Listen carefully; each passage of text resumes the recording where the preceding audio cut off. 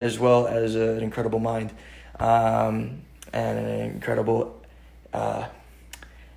executioner is not the word because it means you kill people, but somebody he's very action oriented. Anyway, let's bring him up. It's laughable at this point though, because of the thousands of people on. Guys, you're gonna laugh at this. It's incredible. The intolerance. Me, I'm heartbroken. I'm humiliated. And it's sad. But it's not working for the fourth time. It's all good. I love you guys so much. Hello, Peru. What are you guys doing? Brazil. Canada in the building. What's poppin', Canada? Say wow, wow, wow. Wow, wow, wow, wow, wow. Oh, wait, you meant whoa, whoa, whoa, whoa, whoa. Do that too. Let's see now. Try it one more time. And on that last moment. Oh! Oh! Look at that. Don't ever give up on your dreams, people. Don't do it. Don't ever give up. See? See, you thought that it was over. Oh, I thought for sure. Mm-hmm. Mm-hmm. I knew it was over, and that was the exact moment. But you know what? That is so like on par with the whole like, if you want it, release it. It'll come back, you know? Sure, sure. Also, you gotta, fight through the blood and the mud to get there, right? Like I feel like my ancestors had to go through way, way worse than faulty Instagram.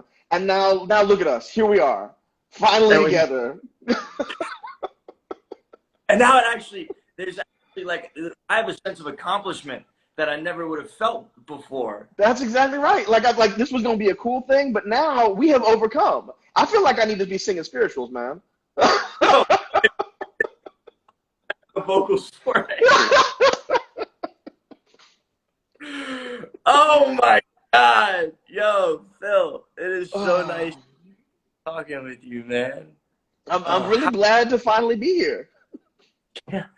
Yeah, man. First and foremost, how are you, man?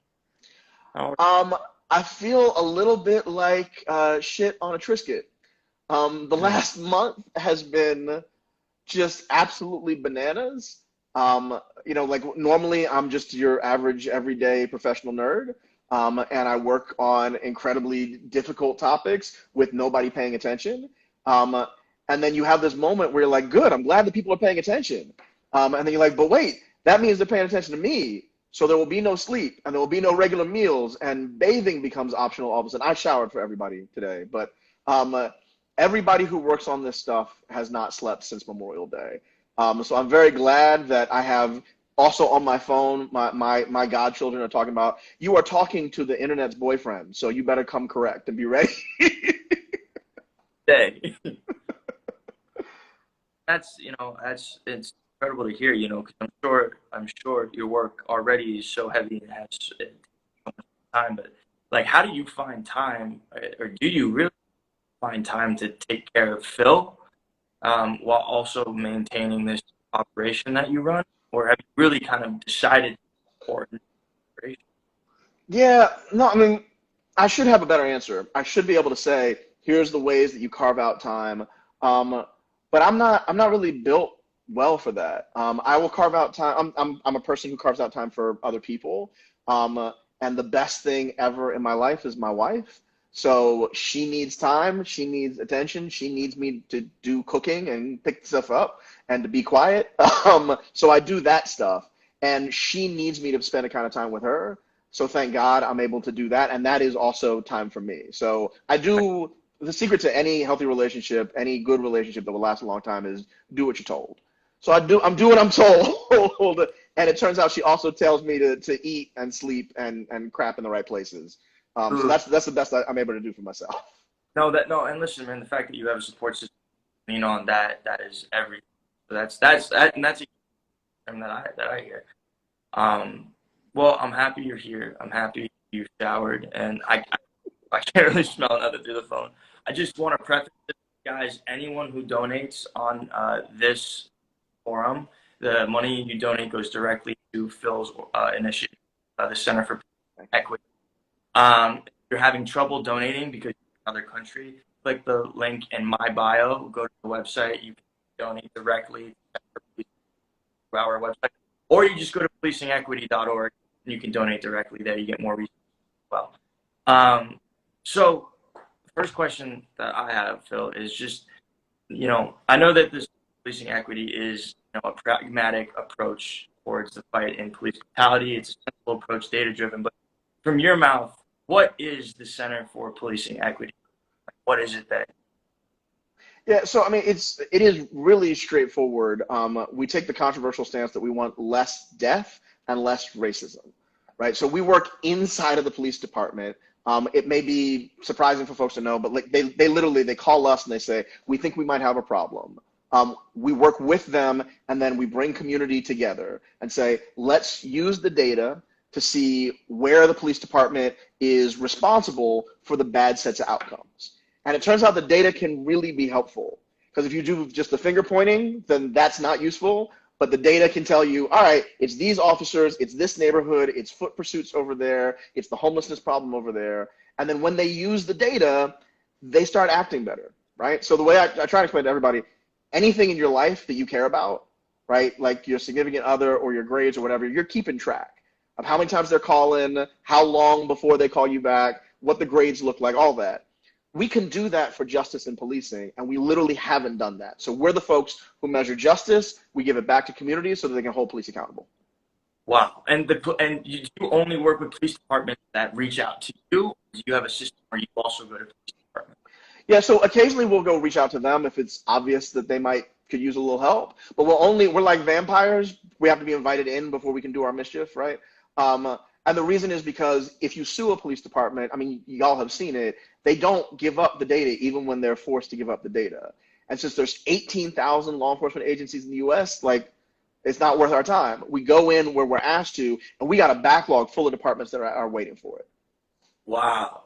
So, and one of those recently occurred was the Minneapolis Police Department, right? You guys are actually working, and that's where George Floyd was murdered by police brutality. So, can you talk a little bit about that relationship with them? Because they've also abolished their police.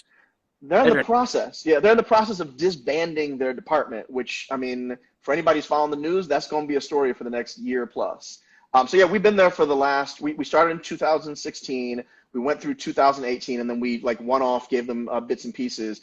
They were able to reduce their use of force by 18% during the 3 years that we were there. That's good news.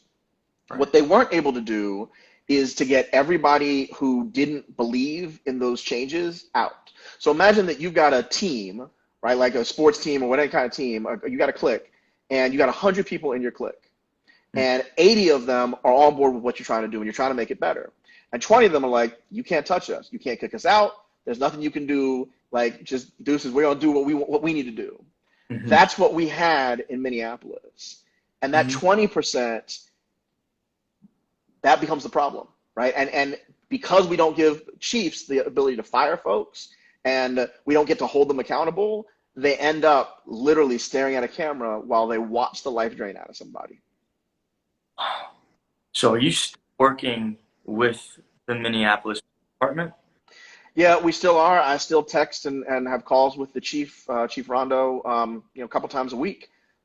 We work with the line officers. I got to say, just like every group, it's a diversity of folks. I got line officers that call and are crying because they see their profession and all they work for and how awful it is.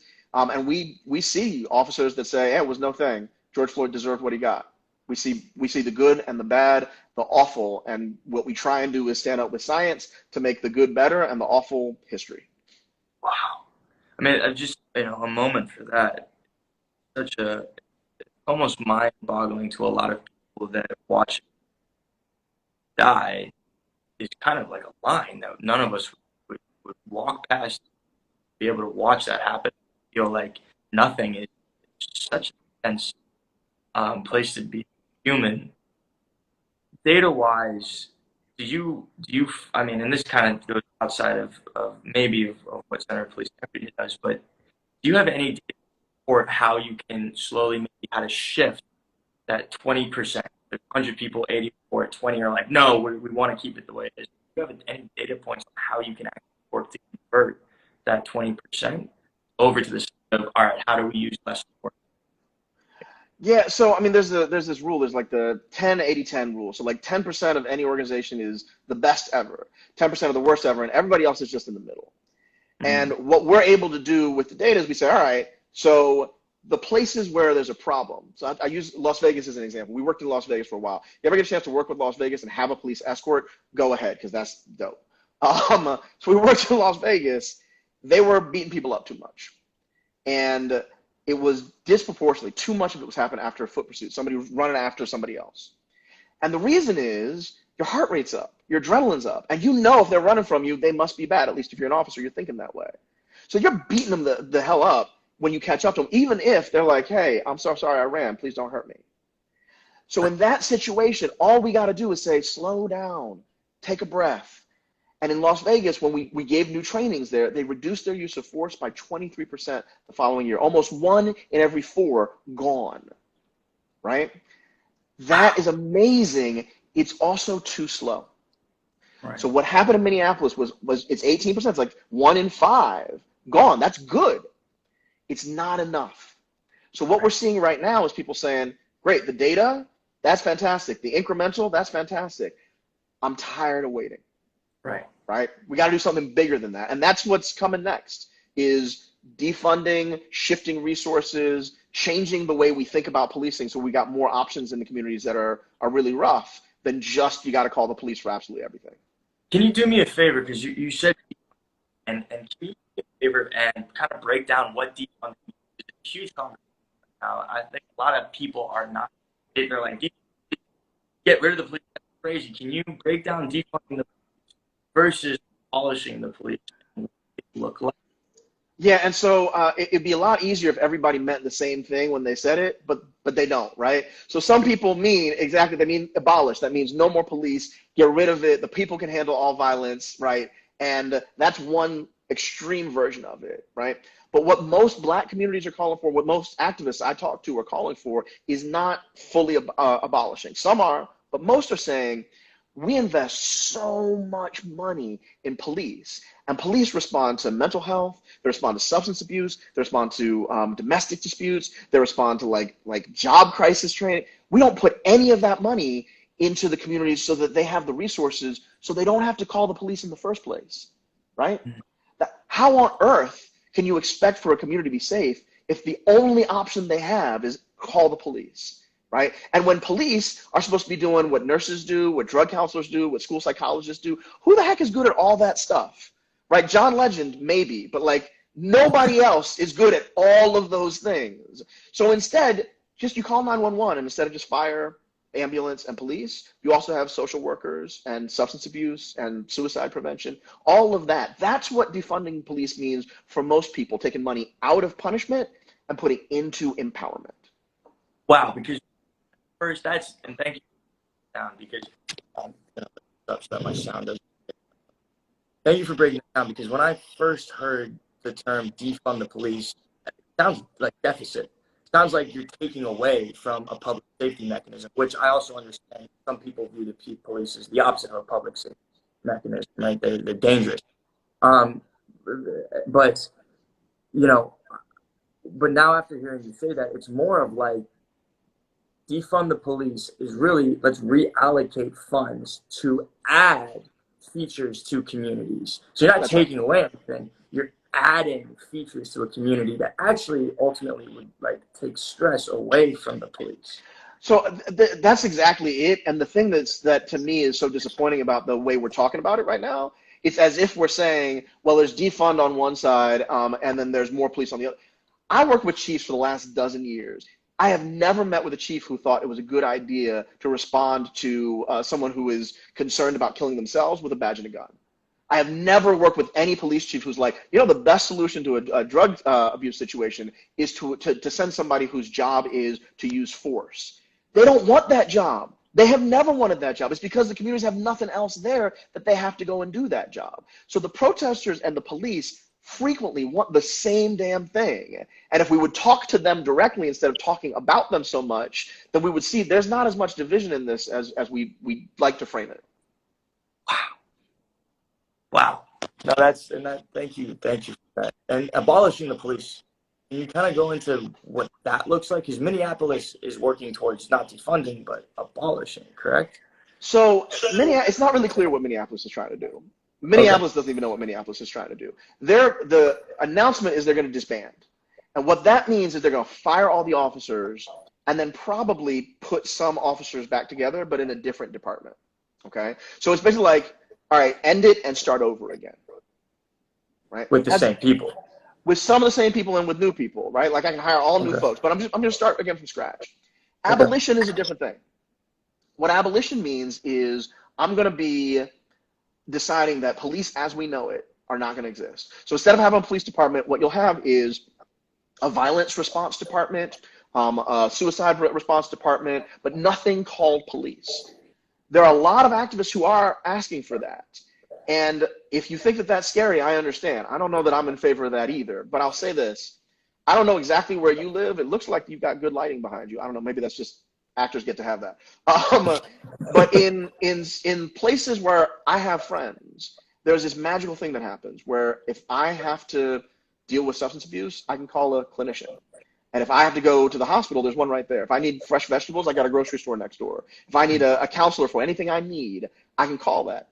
This place, I don't know if you've heard of it, it's called the suburbs. And when you go there, you don't need police for nearly as much. You got a cat up a tree, maybe. Somebody got to get across the street, maybe. But you don't need police for the same set of things. I'm not saying that abolition is the answer, but it is not some fringe idea. We already basically have that in communities that have money. Right. And there's almost like a private security, if anything, that replaces the police in those communities. That's exactly right. Yeah. Wow. So what do you think is, the best path forward? Like where do we go from here? I know you talked, a lot of people are looking for a silver bullet. A lot of people, and Rashad from Color of Change. Color of Change, right, says there is no silver bullet, Right. but what do you think the path forward is? So I think it's real important. Change. Yeah, I think it's real important for folks to hear the people who've been doing this since forever say out loud, I don't know. I don't know what the path is going to be. I do know that for anybody for whom this is like the first time they're seeing this, it's important to understand we did this 6 years ago in Ferguson, but we also did it 30 years ago in LA, and we did it 30 years before that in Newark, and 30 years before that in Chicago, and 30 years before that, and 30 years before that. Almost every 30 years since we had emancipation in this country, police kill or hurt or maim somebody, and then cities blow up, and then usually there's presidential connection to that. There's a presidential response, and we put something together that is around the edges, and then we all forget. So the number one thing I would say is first, learn that history, and second, do whatever work you got to do so that you're not going to forget, so that 2 weeks from now when no one is talking about policing, that you're still learning about, all right, whose job is it to fire or hire the chief where you live? I mean, who's the chief where you live, right? I mean, when's the next time the union contract is going to come up? How do you book a ride along? Right? Who else is doing community reform, police reform in your city? This is happening in your city, wherever it is that you live. You live in Montana or Alaska or Puerto Rico. I see folks from India and Ireland. It's happening everywhere human beings live. This is not just a U.S. thing. Learn who is doing this work, learn how you can learn more, and stay involved. Because the worst thing that can happen to the moment we've got right now is people just lose attention for it because there's some guy painted orange in DC who gets real excitable, and everybody all of a sudden has to pay attention to him. Right. Or the next viral video goes, the next meme sensation hits. Because it really feels like this is the solution.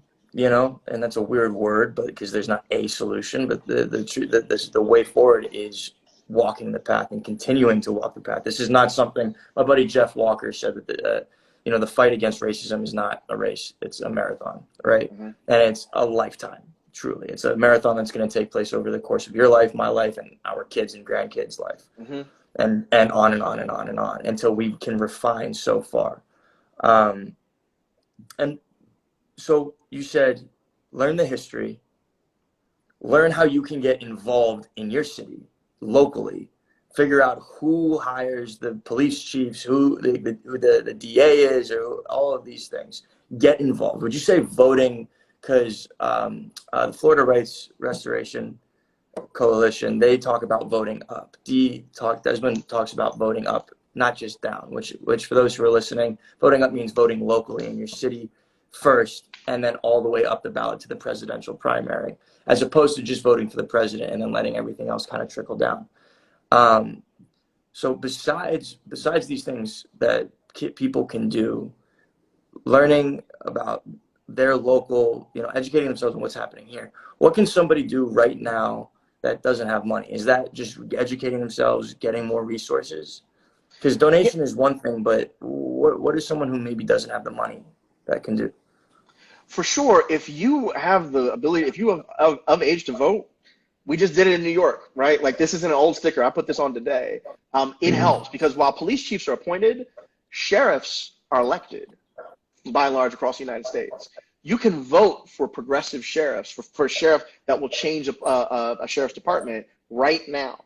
You can do that every year, right? And most folks, like, you don't know who your DA is, if you don't know who your sheriff is, you can just fix that, Google that today, right? 1,000%. So, I mean, for sure, there is that. But the other piece is a lot of these just come from understanding what the boring process is, right? I keep telling people, it's not Game of Thrones, it's Parks and Rec, right? It's like, it's local government. And if you knew when the collective bargaining agreement, that's the contract that people have with their police departments, with their unions, if you knew when that was up, it doesn't matter how old you are, you as someone who lives here, you don't even have to be a citizen, just as you can show up to public comment and you can make your voice heard. You can say, like, if I asked you, is it okay to just shred police records after 2 years, no matter how bad they are? Because that's something you would be in favor of? No. Yeah, but do you live in California though, right? Yeah, I do. I'm a resident of California. In your state, that's the law because of the union contract, right? Every police record, if you got a complaint against you, right? Doesn't matter if they finished investigating it, it has to be shredded after 2 years because the union contract says that's our Bill of Rights. Once after 2 years, it's got to be gone. But nobody thinks that's a good idea. If the people of California knew that was happening, they would show up. That's the thing. Nobody in California knows that's happening. And that's the thing. It's like this like silent ignorance that is consuming all of us. It's this unconscious, like, asymmetrical knowledge. You don't know, so you can't help because you don't know that you should help to get involved with the thing in the first place. So baby steps. Like, the first thing is find out. If you want to know who's in charge, that's first, who's your chief, who can fire and hire them, right? Who's in charge of your union? Is there a civilian review board? Those things. How do you track this information? Well, most departments have to put their policies online. Some put their data online, and then find out, when is the union contract up? Because then you can show up. And then how do you get involved? You can get involved by showing up for public comment. You can call. You don't have to call the police whenever there's a crisis. Just call and be like, hey, when's the next time I can show up for public comment? Find out when you can go on a ride along. It's not just a Kevin Hart movie, right? You can actually ride along in a police car and see what their life is like. That job is hard, and also you might not agree with everything. But then the most important thing, who is working where you are? Get to know those folks. What are they working for? And if you don't like it, do your own work. That's the stuff that you can do right now. That's the education you can give yourself. That's the way to step in and get involved. Because it's not like George Floyd, sadly, is going to be the last one. We're going to see more. And the next time, when you didn't do the work to find out, then you only going to have to be able to look at yourself. Right, because now that now that I'm sitting here with you, talking with you, I'm responsible to do my part to learn and to take action, like everyone else. And I think, Phil, that's a big thing for the younger generation is we feel apathetic to the system. We're told that it doesn't matter who you vote, it doesn't matter what the popular vote says, right? The Electoral College is going to choose the president. We hear that and we go, oh, we don't even think about local elections, finding out who our sheriff is, who the DA is.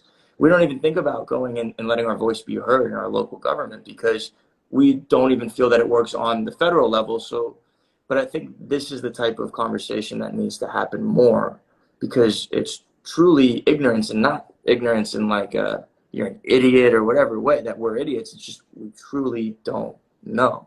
So like a naivety. And the other thing is that on the federal level, it feels so big. There's 232 million, 323 million people in the United States, right? A lot of millions of people, hundreds of millions of people. I'm sorry, I'm a stats guy. It's the second one. But in a local race, 200 people, that's the difference between winning and losing, right? For sheriff, because nobody votes for the sheriff. So in a large city, it could be 300 people, and that feels like a landslide. So you can actually make a difference if you bring your D&D club or your dance party crew, right? If the folks who Facebook Live, watching your favorite shows show up, that's like half the margin of victory. Wow. So on the local level, you really can make a difference. You just got to know who they are, what they stand for, and get involved. And for many folks, like if you're over 18 in many places, it could be you, right?